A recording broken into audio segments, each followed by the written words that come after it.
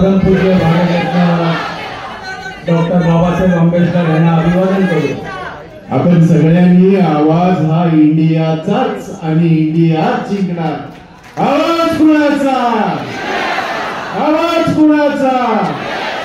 या आवाजामध्ये सगळे आवाज सामील आहेत। स्वर्गीय हिंदू हृदय सम्राट शिवसेना प्रमुख यांना अभिवादन करू। आजच्या या कार्यक्रमासाठी उपस्थित असलेले मंचावर सर्वच मान्यवर, विशेषतः आप पार्टीच्या प्रमुख, त्याचप्रमाणे आदरणीय आमदार, आमचे सहकारी काँग्रेस पक्षाचे ज्येष्ठ नेते आदरणीय भाई जगतापजी, ज्यांचं मार्गदर्शन ऐकून आता आम्हाला असं वाटायला लागलं की आमच्याकडे पण एक राष्ट्रीय नेता आहे। असे आमचे माननीय माजी आमदार चरणसिंग सप्राजी, आमचे तरुण सहकारी, मी तरुण यासाठी सांगतो की सुनीलजींना बघितल्यानं असं वाटतच नाही आमचं वय वाढते। आदरणीय सुनील राऊतजी, रमेश कोरगावकरजी, विभाग प्रमुख आमचे शिंदेजी, मंचावर उपस्थित असलेले सर्व मान्यवर, राखीताई जाधवजी, इतर पक्षातले सर्व पदाधिकारी, sorry I will not forget your name, Bakshi ji ताई आहेत, आदरणीय व्यासपीठ, सर्व पक्षाचे प्रमुख नेतेगण, उपस्थित तमाम पक्षातील या लोकसभेमधील प्रमुख पदाधिकारी, कार्यकर्ते, बंधुगिरी मानव, तरुण सहकारी मित्रांनो,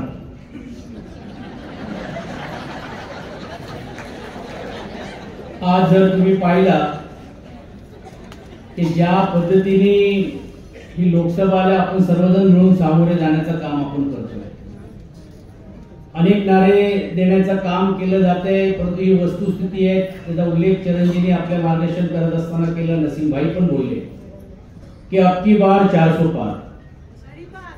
खरं तर तुम्ही जर पाहिलं असेल की प्रत्येक राज्याचे विश्लेषण येतात, आता एक सी वोटरचा एक नवीन सर्वे आला, म्हणजे सर्वेमध्ये किती तथ्य आहे काय तथ्य माहित नाही। म्हणजे आश्चर्याची गोष्ट अशी आहे की 2-4 महिने अगोदर सर्वे हा वेगळा दाखवत होता, जशा निवडणुका येत आहे सर्वे वरती जाण्यापेक्षा सर्वे खाली जातोय, आणि दुर्दैवाने म्हणावं लागेल त्या सर्वेमध्ये मुंबईमध्ये एकही जागा ही आघाडीला मिळेल की नाही मिळेल अशातला एक प्रश्नचिन्ह निर्माण करण्याचं काम केलं। मी ज्यावेळी त्या डिबेटमध्ये होतो, भाई होते, आम्ही चरणजी पण, आम्ही सर्वजण होतो, त्यावेळी आम्ही त्यांना सांगितलं की यावेळी जर चमत्कार जर कुठलं जर व्हायचं असेल देशामध्ये का होईल हे नंतरची गोष्ट, पण यावेळी आदरणीय मोदीजींचा घोडा हा महाराष्ट्रात थांबवल्याशिवाय राहणार नाही, कारण ही लढाई ही आता ही एका व्यक्तीची राहिलेली नाही। संजय भाऊ पाटील आपले लोकप्रिय उमेदवार म्हणून घेऊन ते आज उमेदवार आहे, पण ती निवडणूक त्यांच्या पुरता मर्यादित राहिली नाही। त्याचा उल्लेख भाई तुम्ही करत होता, आपण सर्वजणच मिळून घेऊन इंडिया एअरलाइन्सची जी स्थापना करण्याच्या मागचा जो हेतू होता, अनेक लोकांनी विशेषतः पक्षातल्या सर्व ज्येष्ठांनी मोठ्या त्यागाची भूमिका घेतली, पण सर्वात जास्त त्यागाची भूमिका जर कोणी घेण्याचं काम केलं असेल तर ते सर्व पक्षातल्या कार्यकर्त्यांनी घेतलेली आहे, आणि सर्वांनी खांद्याला खांदा लावून एकजुटीने आणि एक दिलाने काम करण्याचा प्रयत्न केला। 2 बाय इलेक्शन झाल्या, आणि म्हणून याचा उल्लेख अवधूत यासाठी करतो की अंधेरीची पोटनिवडणूक झाली, आणि दुसरा मी आता पुण्यावरूनच आलोय म्हणून पुण्याची कसब्याची एक निवडणूक झाली, आणि या दोन्ही निवडणुकीमध्ये कसब्याची ही निवडणूक अनेकांनी पैज लावली होती, पण जे अशक्यला देखील शक्य करण्याची शक्ती जर कोणामध्ये असेल तर ते आपल्या राजकीय पक्षातल्या आणि विशेषतः इंडिया एअरलाइन्सच्या कार्यकर्त्यांमध्ये आहे, हे पुढ्याने दाखवून देण्याचं काम केलं, आणि भारतीय जनता पार्टीचा गड असलेला, RSSचा गड असलेला पण देखील गडला आपण सुरंग लावू शकतो, आणि धंगेकरांच्या रूपाने का होईना एक आमदार तिकडे निवडून देण्याची भूमिका घेत असताना हे मनोबळ वाढवण्याचं काम केलं की अब की बार 400 पार नाही तो अब की बार भारतीय जनता पार्टी तरी पार, आणि ही संकल्पना घेऊन तुम्ही मी आज आपण काम करण्याचा प्रयत्न आपण करतोय। या महाराष्ट्रावरती कशा प्रकारे अन्याय झालं, काय झालं, नाही झालं त्याचं आता वाचन करायला गेलं तर अजून 1 तास जाईल, पण आपण सर्वांनी भोगण्याचं काम केलंय। कोविडमध्ये काय परिस्थिती होती, काय मनस्थिती होती, काय मानसिकता निर्माण करण्याचं काम केलं, हे एवढे राजकारणाच्या खालच्या थरावर गेले की ज्या वॅक्सिनेशन आपल्या देशामध्ये आणि विशेषतः आपल्या राज्यामध्ये तयार होत आहेत तेच आपल्याला न देण्याची भूमिका घेतली जाते. आणि याच घाटकोपर सारख्या परिसरामध्ये भारतीय जनता पार्टीच्या कार्यालयामध्ये ते वॅक्सिनेशन आणून विलेपार्लेला ते वॅक्सिनेशन आणून फक्त आपल्या कार्यकर्त्यांना देण्याची भूमिका घेण्याचं काम देखील आणि विशेषतः या मुंबईकरांनी पाण्याचं काम केलं. ऑक्सिजन मध्ये काय केलं, अनेक ज्या व्हेंटिलेशन साठी देखील काय परिस्थिती होती मी ते सर्व तुम्हाला त्यामध्ये जात नाही. आणि मग सातत्याने अन्याय करण्याचं काम आज आपल्या राज्यावरती गेलंय. आजही दुर्दैवाने मानावं लागेल की जे वचननामा किंबहुना आता संकल्प म्हणून ज्याला सांगतायत या अगोदरची संकल्प आणि विशेषतः जर आपण वचननामा जाहीरनामा जर याचे पाहिले तर किती जाहीरनाम्यामधल्या गोष्टी त्यांनी आपल्याला देण्याचं काम केलं. याचा हिसाब जर आपण मागण्याची भूमिका घेतली तर ते विरोधाला विरोध करताय म्हणून सांगण्याचं काम ती मंडळी करताय.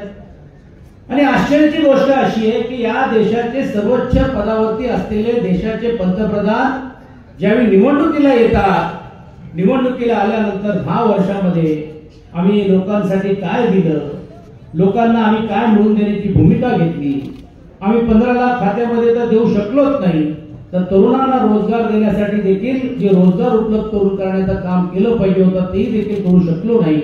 हा अपयश झाकण्यासाठीच ज्यावेळी ते राज्यामध्ये येतात ते नवीन वाद तयार करण्याचं काम करतात, असली आणि नकलीची चर्चा करतात. म्हणजे देशामध्ये विशेष सर्व हे प्रश्न आहेत की नाही, वाढणारी महागाईच्या बद्दल कोण बोलणार आहेत की नाही, किंवा देशाचे पंतप्रधान त्याच्याबद्दल कशा प्रकारे तुम्ही लोकांच्या समोर जाणार आहात ते सांगणार आहात की नाही. पण नकली म्हणून घेऊन ज्यावेळी आपल्याला आवर्जून सांगण्याचं काम जे करतात, मला असं या निमित्ताने आपल्याला आव्हान करायचंय की शिवसैनिकांनी निवड जागे होणं चालणार नाही तर पेटून उतरून रस्त्यावरती मतदानाच्या रूपाने का होईना आपल्याला ह्यांना दाखवून द्यावं लागेल की असली आणि नकली कोण आहे हे नजीकच्या काळामध्ये दाखवावं लागेल. आता भांडूपमध्ये एक व्हिडिओ व्हायरल होतोय, काल परवा मुलुंडला झाला, आज सर भांडूपमध्ये हा व्हिडिओ व्हायरल होतोय की भारतीय जनता पार्टीने स्वर्गीय बाळासाहेबांचा फोटोच टाकला नाही आणि आनंद दिघेचा फोटो टाकला नाही. ही माणसं अशीच आहे. निवडणुकीच्या वेळी गेल्या वर्षी छत्रपती शिवाजी महाराजांचा मोठा कटआउट वरती फोटो आपल्याला प्रचाराच्या प्रत्येक होर्डिंग वरती दिसायचा, आज फक्त कोणाचा फोटो दिसतोय आणि केंद्र सरकार म्हणून सांगत नाही, सरकार म्हणून सांगत नाही. अबकी बार मोदी सरकारची घोषणा करतायत, ह्याला आपल्याला योग्य रीतीने जागा दाखवण्याचं काम करायचं आणि मग एका बाजूला मूळ प्रश्नापासून बगल द्यायचं आणि दुसऱ्या बाजूला कोणीतरी यायचं आणि सांगायचं. गुजरातची म्हण इकडे सांगण्याचा प्रयत्न होतोय आणि कोणीतरी एक सांगितलं, देशाच्या सर्वोच्च असलेल्या दुसऱ्या पदावरती भारतीय जनता पार्टीच्या नेत्यांनी कि गुजरात में एक कहावत है कि ये अलायंस, ये 3 लोगों की अलायंस है, 3 तिगड़ा तो काम बिगड़ा. पण त्यांना हे माहित नाहीये की मराठीत पण एक म्हण आहे की 3 13 आणि 9 12 हा महाराष्ट्रात तुमचे 12 वाजवल्याशिवाय राहणार नाही. हे देखील आपल्याला त्यांच्या सर्वांच्या समोर सांगण्याचं काम करायचं. जे नेतृत्व देशाच्या इकडे येऊन भाषण करताय, राज्यामध्ये पण त्याच पद्धतीने असलेले नेते मंडळी कशा प्रकारे वागतायत. पहिलं तर या राज्यामध्ये लोकांनी माईक खेचताना बघितलं, आता तर माईक जाऊ द्या पक्षात खेचण्याचा प्रयत्न जी मंडळी करतात आणि ज्यांना सांगावं लागतोय की मला इथपर्यंत येण्यासाठी 2-2 पक्ष फोडावं लागलं. ही महाराष्ट्राची संस्कृती आहे. कधी ना बघितलेली गोष्ट आपण पाहिली असेल की राज्याच्या मुख्यमंत्र्यांच्या सुपुत्राची पण देखील उमेदवारी ही त्यांच्या पक्षाचा प्रमुख करू शकत नाही, या दुसऱ्या पक्षाचा अध्यक्ष किंवा दुसऱ्या पक्षाचा उपमुख्यमंत्री हे जाहीर करण्याचं काम करतात. आणि ज्या मोठ्या वळगणा करत होते, आज बघा त्यांच्यावरती काय अवस्था आली आणि काय परिस्थिती आली आहे. जे 4 सीट लढवत आहेत त्यांना 40चा प्रचार करावा लागतोय, जे 7 सीट लढवले आहेत त्यांनाही देखील 40चा प्रचार करावा लागतोय. ही परिस्थिती या संपूर्ण राज्यभरामध्ये आपल्याला पाहायला मिळते. आणि म्हणून मूलभूत मुद्दे नाही, तोडाफोडीचं राजकारण करण्याचं काम चाललेलं आहे. आता जर भाई नवीन पुण्यामध्ये, मी पुणे जिल्ह्यातला संपर्क प्रमुख या नात्याने या 4 लोकसभा आहेत, तिकडे लोकसभेमध्ये आदरणीय सुप्रियाताई सुळे यांनी फॉर्म भरण्याचं काम आज केलं. अमोल कोल्हेजींनी धनगेकरजींनी पण पुणेवरून करण्याचं काम केलेलं आहे. तिकडे तर वेगळाच प्रचार चालले, कार्यकर्त्यांना सांगतायत निधी पाहिजे आणि जर तुम्हाला निधी पाहिजे असेल तर खचाखच बटन दाबा. आम्ही त्यांना सांगितलं की आता ही लढाई ही निधीची नाही, ही लढाई निष्ठेची आहे. खचाखच जर करायचं असेल तर हा महाराष्ट्राचा जनता हा मताच्या रूपाने तुमचा खचाखच केल्याशिवाय राहणार नाही.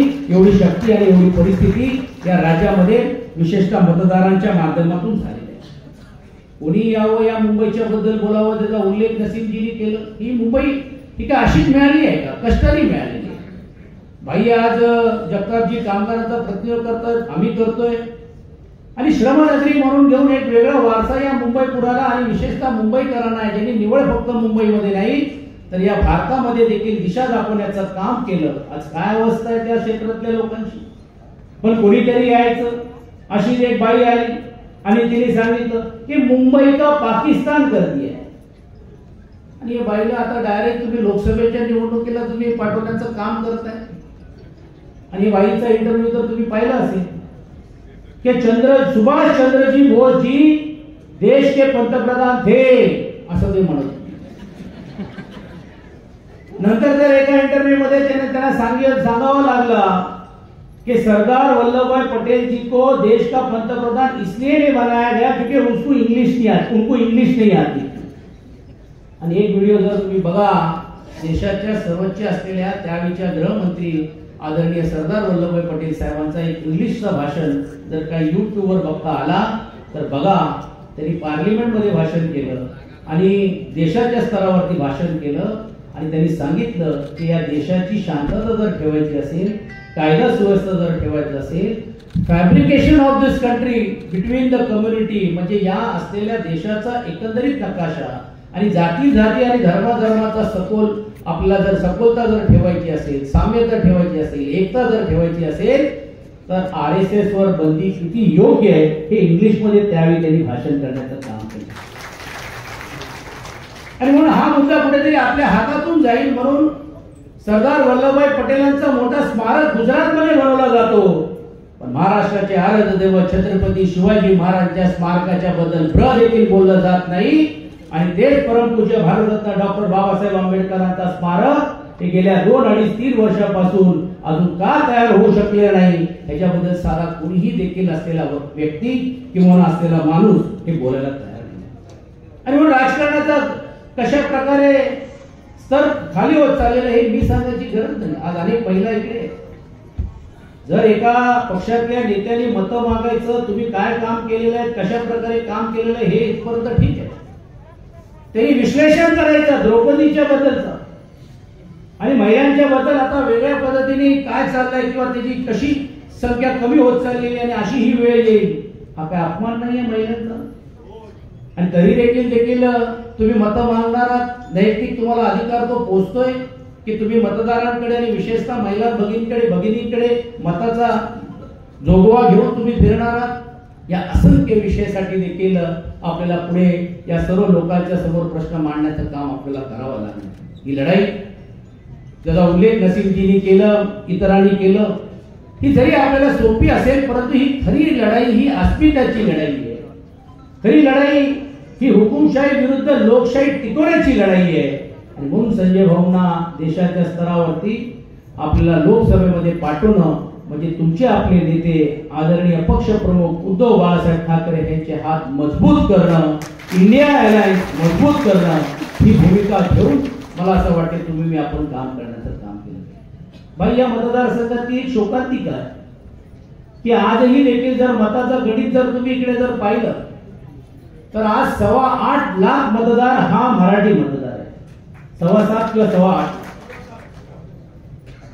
2,70,000 हा मुस्लिम मतदार आहे. 1 लाख हा दक्षिण भारतीय असेल किंवा वेगवेगळे इतर समाजातले लोक देखील या ईशान्य मुंबईमध्ये आहेत.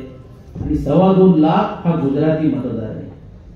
या मुंबई शहरामध्ये समाजाबद्दल आम्हाला कोणालाही काही म्हणायचं नाही, पण कशा तिरस्काराने तुम्ही बघण्याची भूमिका घेता की भारतीय जनता पार्टीने आता फक्त 2 उमेदवार जाहीर केले, एक मीर कोटेचा आणि दुसऱ्या बाजूला पियुष गोयल.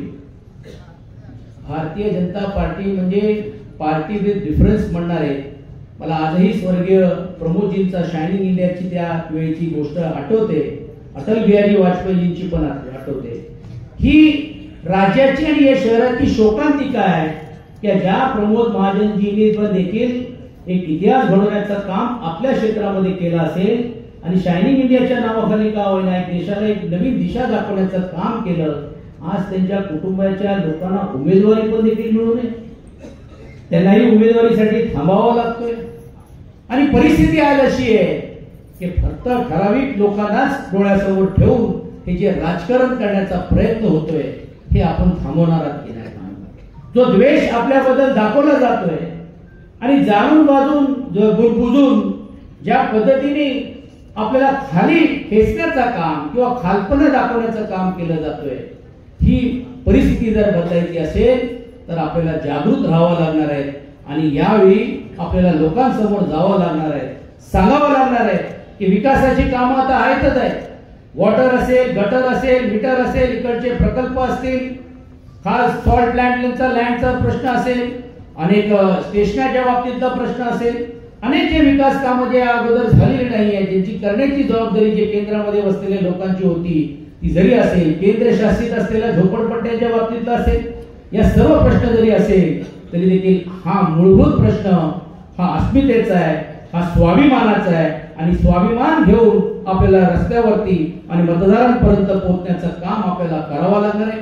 भाई आणि चरणजी आणि राखीताई आणि आप पार्टीतले आणि अनेक सीपीआय सीपीएम मधले या नेत्यांचा पण देखील पक्षाचा एक कार्यकर्त्या नात्याने मी मनापासून आभार मानतो की आपण देखील एक त्यागाची भूमिका या मुंबई शहरामध्ये घेण्याचं काम आपण करतात.